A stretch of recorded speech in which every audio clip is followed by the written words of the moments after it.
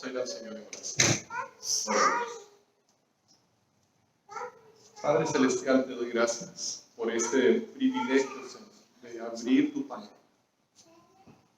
Te pido, Señor, que las palabras que se digan aquí sean tus palabras, tu mensaje para nosotros. Te pido, Señor, que nos des corazones receptivos, que tu Espíritu Santo interprete para nuestro entendimiento lo que tú nos has dicho en tu palabra, y que podamos poner en práctica y entender todo lo que tú nos has dicho, Señor. Te pido esto, Padre, en el nombre de Cristo Jesús. Amén. En el año 1902, Octavio Guillén, de México, le pidió a Adriana Martínez que se casara con él. Ambos tenían 15 años, eran jóvenes. Me imagino que sus padres les dijeron: Octavio, Adriana, por favor, esperen un ratito para estar seguros de que realmente quieran casarse. Yo no sé qué consejo les dieron sus padres, pero lo seguro es que Octavio y Adriana postergaron su boda. De hecho, lo postergaron 67 años. Y en 1969, mes de junio, cuando ambos tenían 82 años, después de un compromiso de 67 años, por fin Octavio y Adriana se casaron. Se considera que ellos tuvieron el compromiso más largo del mundo. No estoy seguro por qué razón esperaron tanto tiempo para casarse, pero podemos decir con toda seguridad que hay muchas personas en el mundo actual que son tan renuentes a casarse como lo fueron Octavio y Adriana.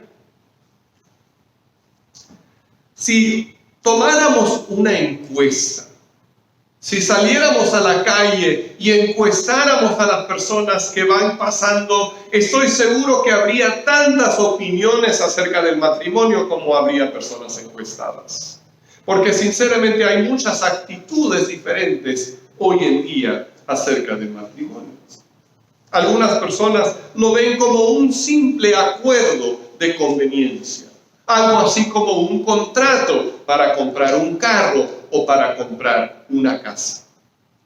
Si los dos están de acuerdo, si los dos piensan que les conviene, perfecto. Y cuando llega el fin del plazo, cuando ya se quiere romper, está perfectamente bien también. Y tristemente, tenemos que reconocer que hay contratos para comprar un carro que duran más tiempo que muchos matrimonios hoy en día. Otras personas creen que el matrimonio es algo aburrido, algo ya pasado de moda. Piensan que el verdadero placer en la vida viene del libertinaje sexual. En lugar de limitarse solamente a una persona, creen que será mucho más divertido tener parejas a su antojo. Tener parejas en serie. Alguien ha llamado al estilo de matrimonio de hoy poligamia en serie. Piensan que el matrimonio, así como tradicionalmente se ha visto, es simplemente un callejón sin salida que destruye el verdadero placer del ser humano. Ahora es interesante que incluso los estudios seculares demuestran lo opuesto. Por ejemplo, en el año 2004, la Agencia Nacional de Investigación Económica de los Estados Unidos, que es una agencia del gobierno de los Estados Unidos, publicó los resultados de un estudio que sacó la siguiente conclusión. Ahora escúchenlo porque está expresado de una manera un poco interesante. Dice: el número de compañeros sexuales que maximiza la felicidad en el año previo, según nuestros cálculos, es 1. Déjenme repetirlo. El número de compañeros sexuales que maximiza la felicidad en el año previo, según nuestros cálculos, es 1. En otras palabras, si quieres ser más feliz en tu vida romántica, limítate a una persona solamente. Eso es lo que descubrieron los científicos. Y varios estudios han demostrado lo mismo, que las parejas casadas por lo general tienen relaciones íntimas con más frecuencia y con mayor satisfacción que los solteros. Ahora, si prendes la televisión vas a ver todo lo opuesto, pero eso es fantasía y eso es ficción. La realidad es que la mejor manera de encontrar la satisfacción en la vida íntima es en un matrimonio. Frente a las ideas equivocadas del mundo, Dios nos llama a ver el matrimonio de una manera bíblica y cristiana. Como en tantas áreas de la vida, tenemos que descartar las ideas equivocadas que nos rodean y que incluso a veces nos han llegado por tradición para ver el matrimonio realmente como Dios lo ve. Tenemos que examinar nuestras propias ideas para poder ver la verdad que Dios nos enseña. Y en su palabra, Dios llama a las parejas cristianas a reflejar en el matrimonio la relación entre Cristo y la iglesia. Dios llama a las parejas cristianas a reflejar en el matrimonio la relación entre Cristo y su iglesia. Ahora, déjenme decir de paso que este mensaje no es solamente para los casados. En primer lugar, nos conviene a todos, casados, solteros, viudos, divorciados, lo que sea, nos conviene a todos aprender a ver el matrimonio desde una perspectiva bíblica. Y más allá de eso, lo que Dios nos enseña en su palabra no solamente es de aplicación a la vida matrimonial, sino que más bien nos ayuda a entender nuestra propia relación con Jesús como parte de su novia, que es la iglesia.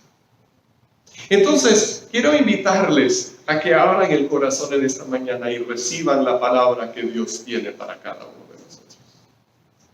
Y vamos a leer lo que Él nos dice en Efesios capítulo 5, versículos 21 al 33. Efesios capítulo 5, versículos 21 al 33.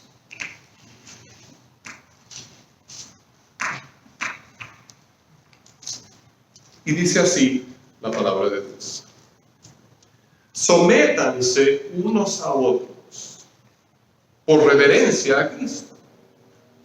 Esposas, sométanse a sus propios esposos como al Señor.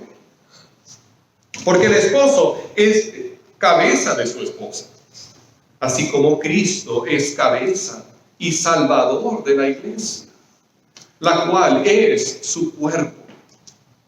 Así como la iglesia se somete a Cristo, también las esposas deben someterse a sus esposos en todo. Esposos, amen a sus esposas. Así como Cristo amó a la iglesia y se entregó por ella para hacerla santa. Él la purificó, lavándola con agua mediante la palabra, para presentársela a sí mismo como una iglesia radiante, sin mancha, ni arruga, ni ninguna otra imperfección, sino santa e intachable. Asimismo, el esposo debe amar a su esposa como a su propio cuerpo. El que ama a su esposa se ama a sí mismo, pues nadie ha odiado jamás a su propio cuerpo. Al contrario, lo alimenta y lo cuida, así como Cristo hace con la iglesia, porque somos miembros de su cuerpo. Por eso dejará el hombre a su padre y a su madre y se unirá a su esposa, y los dos llegarán a ser un solo cuerpo. Esto es un misterio profundo. Yo me refiero a Cristo y a la iglesia. En todo caso, cada uno de ustedes ame también a su esposa como a sí mismo, y que la esposa respete a su esposo. Estos versículos son una continuación de lo que vimos la semana pasada. Si vemos la estructura del pasaje, todo es un conjunto y lo hemos separado en dos simplemente para que no sea demasiado largo. Pero lo que el apóstol Pablo nos está describiendo aquí es la aplicación de la vida en el espíritu a la vida matrimonial. En otras palabras, cuando caminamos en el Espíritu Santo, así es que debe ser la vida dentro del matrimonio de un cristiano. Y el Espíritu nos da poder sobrenatural para hacer estas cosas. Nos dicen que así es, en otras palabras, la relación, no cuando vivimos en la carne, sino cuando caminamos en el Espíritu. Ahora, el versículo 21 pone el marco para todo lo que sigue. Nos dice, sométanse unos a otros por reverencia a Cristo. Entonces, las instrucciones que siguen tienen que entenderse dentro de ese marco de sumisión mutua. Como creyentes no estamos en ninguna relación para dominar o para ser tiranos. Si soy jefe en el trabajo, pero no es para dominar a los que trabajan conmigo. Si soy padre de algunos hijos, pero no es para dominar a mis hijos. Cada relación humana dentro de Cristo, dentro del Espíritu, va a tener cierto aspecto de sumisión en el aspecto de someter mis deseos, mi egoísmo, mi voluntad a las necesidades de otros. Por eso dice el apóstol Pablo, sométanse unos a otros. Hay un sentido en el que todos tenemos que someternos los unos a los otros. Someter nuestro egoísmo, someter nuestra voluntad a la necesidad del otro. Entonces, dicho eso, podemos mirar ahora las dos partes del matrimonio en su relación con Cristo y con la iglesia. Y Dios primeramente habla a las esposas y les dice que deben imitar a la iglesia en su sumisión a Cristo. Así como la iglesia se somete a Jesucristo, también la esposa debe someterse a su esposo. Ahora, antes de hablarles a las esposas, me pregunto si nosotros como iglesia nos sometemos a Cristo. Escuché una frase que me llamó la atención esta semana. Jesús es un siervo, pero no es nuestro sirviente. Entonces nosotros no somos creyentes en Jesús para que Él haga lo que nosotros queremos, sino para nosotros hacer lo que Él quiere. Entonces, cuando vemos estas instrucciones a las esposas, nos dicen a todos, hombres y mujeres, que tenemos que someternos a Cristo. Y vale la pena preguntarnos si en realidad lo estamos haciendo, o si estamos viviendo en rebelión e insumisión. Ahora, volviendo a las esposas, en realidad tenemos que reconocer que esta enseñanza no es nada popular hoy en día. Y como creyentes hay que admitir que muchas veces, lastimosamente, estas enseñanzas bíblicas han sido mal usadas, han sido abusadas por hombres tiranos y dominantes que han querido sujetar a sus esposas a la fuerza. Y han querido decir, ya ves, la Biblia dice que tú te tienes que someter, así que haz lo que te digo. Eso no es lo que Dios quiere. Y hay algunos puntos que tenemos que dejar en claro para evitar un malentendido. En primer lugar, estos versículos de ningún modo enseñan que la mujer es inferior al hombre. La Biblia jamás dice semejante cosa. De hecho, el mismo pasaje aclara que la sumisión que hay en vista es solamente de la esposa a su propio esposo. No es una sumisión general de todas las mujeres a todos los hombres, como si fueran de una raza inferior. Eso no es bíblico. La segunda cosa que observamos aquí es que la sumisión es voluntaria. Si estuviéramos leyendo el pasaje por primera vez, después de leer, esposas, sométanse a sus esposos, ¿qué es lo que esperaríamos leer enseguida? ¿No esperaríamos leer esposos dominen a sus esposas o reinen sobre sus esposas? Pero eso no es lo que dice. Dice esposos amen a sus esposas. O sea, la sumisión de la esposa es un acto de voluntad, nunca es un acto de dominación por parte del hombre. Dios llama a las esposas a someterse, pero jamás llama a los esposos a dominarlas. Si quieren, podemos comparar eso con lo que dice la Biblia acerca de los niños. Llama a los niños a obedecer a sus padres, pero también llama a los padres a disciplinar a sus hijos para que lo hagan. Pero Dios nunca llama a los esposos a disciplinar a sus esposas. Entonces estamos hablando de una sumisión de categoría diferente. Algo que es totalmente voluntario por parte de la mujer. Así que si un hombre dice, no, es que mi esposa es insumisa, bueno, eso es problema de ella. Ella es la que va a responder a Dios. Por eso, si en realidad es insumisa. Pero a ti no te toca someter. A ella le toca someterse por acto de voluntad. Y la tercera observación que hacemos aquí es que lo que está describiendo Dios es lo ideal. Es la meta que cada pareja debe ponerse, ¿no? Es el matrimonio celestial entre Cristo y su iglesia como meta, como modelo para el matrimonio humano. Pero una mujer que tiene un esposo violento o abusivo o mujeriego, no siempre va a poder apoyar a su esposa en todo lo que hace. En algunos momentos tendrá que defenderse o incluso dejar el hogar. Entonces, estas instrucciones acerca de la sumisión no se aplican directamente en esos casos. Estamos hablando de un caso donde ambos están esforzándose por hacer lo que tienen que hacer.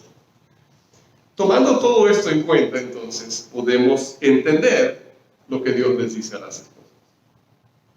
Dios llama a la mujer cristiana a responder al amor de su esposo, dándole a él su lugar como líder y como cabeza del hogar.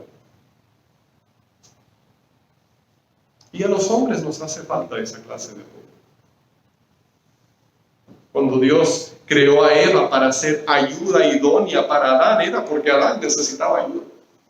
Porque no podía hacer las cosas él solo.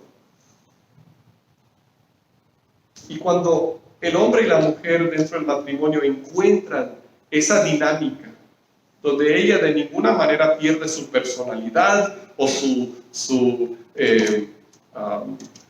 capacidad para expresar sus dones, sus talentos, pero ha encontrado la manera de hacer que su esposo se sienta apoyado y respetado. En ese hogar hay un hombre que va a sobresalir. En una de sus canciones, Adrián Romero dijo, contigo yo me siento como un héroe. Y eso es lo que cada hombre necesita de su esposa. Que ella lo haga sentir como un héroe. Un hombre que siente que su esposa lo seguirá hasta el fin del mundo es capaz de ello. Ahora es interesante observar cuando leemos este pasaje que Dios les dice mucho más a los esposos que a las esposas. Al esposo se le llama a imitar la actitud de Jesús, quien por amor dejó el cielo para sacrificarse por su pueblo y lo amó hasta el final. Cristo amó a la iglesia y se sacrificó por ella para hacerla santa. El sacrificio de Cristo es lo que convierte al pecador en parte de la iglesia, que es la novia de Cristo, hermosa y perfecta. En la costumbre judía, la novia se bañaba antes de la ceremonia de bodas. En el Antiguo Testamento Dios hizo referencia a esta costumbre en Ezequiel 16:9, cuando describió al pueblo de Israel con esta frase: te bañé, te limpié la sangre y te perfumé. Y luego describe cómo él se había casado con su pueblo. Así como Dios lavó a su pueblo en el Antiguo Testamento, Cristo lavó a su pueblo en el Nuevo Testamento. Y el bautismo es un reflejo de esa realidad. El bautismo es simbólicamente nuestro lavamiento por medio del cual entramos a ser parte de la novia de Cristo. Pero aún el mismo pasaje que estamos leyendo aclara que el bautismo es inútil sin la predicación de la palabra. Porque dice el versículo 26, Él la purificó lavándola con agua mediante la palabra. Entonces, si el bautismo no representa la respuesta de fe a la predicación de la palabra del Evangelio, de nada sirve. El lavamiento es solamente con la palabra. En lo que hizo Jesús, encontramos la historia de amor más bella del mundo. Porque Cristo vio del cielo a su novia, no como era, sino como podía ser. Él nos vio a nosotros perdidos en el pecado, dañados, lastimados, sucios, heridos, apestosos, todo lo que éramos, y Él dijo: yo los voy a transformar. Yo voy a transformar a esa humanidad en una nueva humanidad, que va a ser una novia bella, perfecta, linda, hermosa. Y entonces Él hizo el viaje más largo que se podría hacer. Vino del cielo a la tierra para rescatar a su novia, a su enamorada.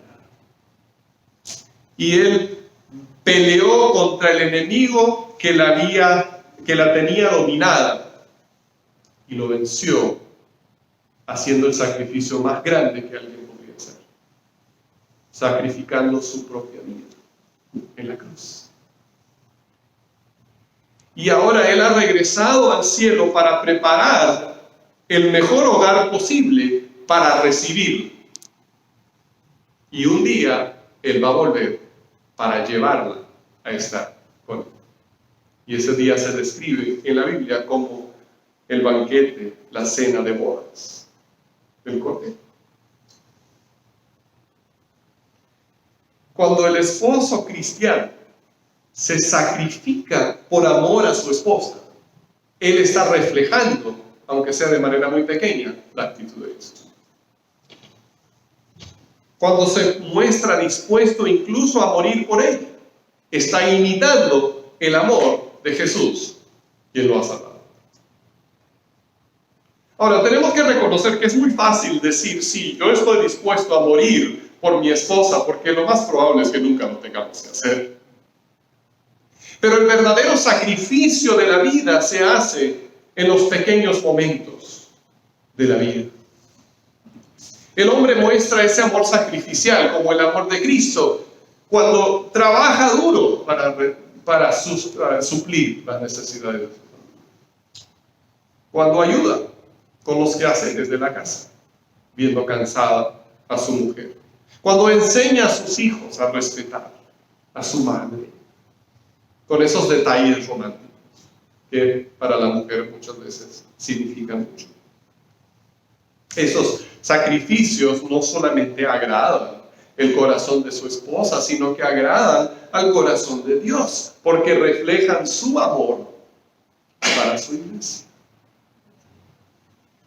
Del mismo modo, dice Dios, el hombre debe amar a su esposa como ama a su propio cuerpo. La iglesia es el cuerpo de Cristo. Génesis 2:24 dice que la pareja casada llega a ser un solo cuerpo o una sola carne. Por lo tanto, así como Cristo cuida y alimenta a los miembros de su cuerpo, así como Cristo te cuida, te protege, te alimenta a ti, así el hombre debe cuidar y proteger a su esposa, como lo hace, como cuida, como protege su propio cuerpo. A menos que sufra de algún trastorno mental, ningún hombre descuida su cuerpo. Al contrario, se encarga de alimentarlo bien, en algunos casos demasiado bien. Se viste bien, se arregla bien. El hombre cristiano deberá tener el mismo cuidado de su esposa que tiene de sí mismo. Así refleja el cuidado que Cristo tiene de su iglesia. Esa actitud da testimonio a un misterio. En este caso, el misterio es la relación entre Cristo y su iglesia. Hubo algunas indicaciones, algunos destellos, podríamos decir, de lo que venía en el Antiguo Testamento, pero no se reveló con claridad. Pero ahora nosotros tenemos el privilegio de vivir a la plena luz de esta verdad, de la unión entre Cristo y su iglesia, y disfrutar de esa relación. Una de las cosas que siempre admiraba de mi padre era la manera en que él mostraba ese cuidado con mi madre. Durante los años en los que estaba en la prepa, llegamos a tener 2 carros como familia. Uno de esos carros era muy viejo y el otro era un carro nuevo. Y aunque mi padre muy fácilmente podría haber dicho: yo soy la cabeza de la familia, yo soy el que gano el dinero, yo voy a llevarme el carro más nuevo al trabajo, sin embargo él siempre dejaba que mi madre manejara el carro más nuevo y él manejaba la vieja carcacha para ir y venir de su trabajo. Y era una de las maneras en las que él cuidaba de ella. Él no quería que ella se viera expuesta a que se le descompusiera el carro, que tuviera problemas. Quería que ella disfrutara. Y entonces le dio esa oportunidad. Ahora, en este mundo no hay ningún matrimonio perfecto. Pero dejemos volar por un momento la imaginación. ¿Cómo sería la vida si cada esposa cristiana, en lugar de competir con su esposo por ser el líder del hogar, más bien buscara la manera de apoyar y de hacer que él se sintiera bien? ¿Cómo sería la vida si cada esposo, en lugar de aprovecharse de su esposa o tomar su presencia por sentado, simplemente la ama y la cuida, como Cristo ama y cuida a la iglesia? ¿No sería maravilloso? Nosotros tenemos un fuerte motivo para esforzarnos por convertir ese sueño en realidad. Ese motivo es el ejemplo que tenemos en Jesús. Él ya nos ha conquistado con lo que Él ha hecho por nosotros.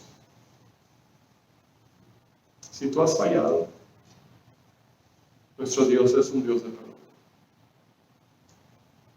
Y Él te invita a que te acerques con un corazón arrepentido para que Él te restaure. Pero comencemos hoy a construir matrimonios humanos que siguen el ejemplo divino de nuestro Señor y Salvador, Jesús. Vamos a orar.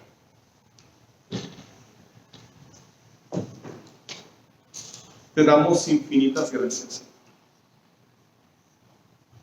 por amarnos tanto, sin merecer, por desear pasar la eternidad con nosotros. Tanto, Señor, que tú dejaste el cielo, dejaste tu trono y viniste a morir por nosotros. Yo te pido ahora por los matrimonios de esta iglesia. Pido tu bendición. Pido que tú los protejas, Padre, de los ataques del enemigo. Que nos ayudes a reflejar ese amor de Cristo, ese respeto de su iglesia. Y así que muchos más te puedan conocer. Esto te lo pedimos, Padre, en el nombre de Cristo Jesús. Amén.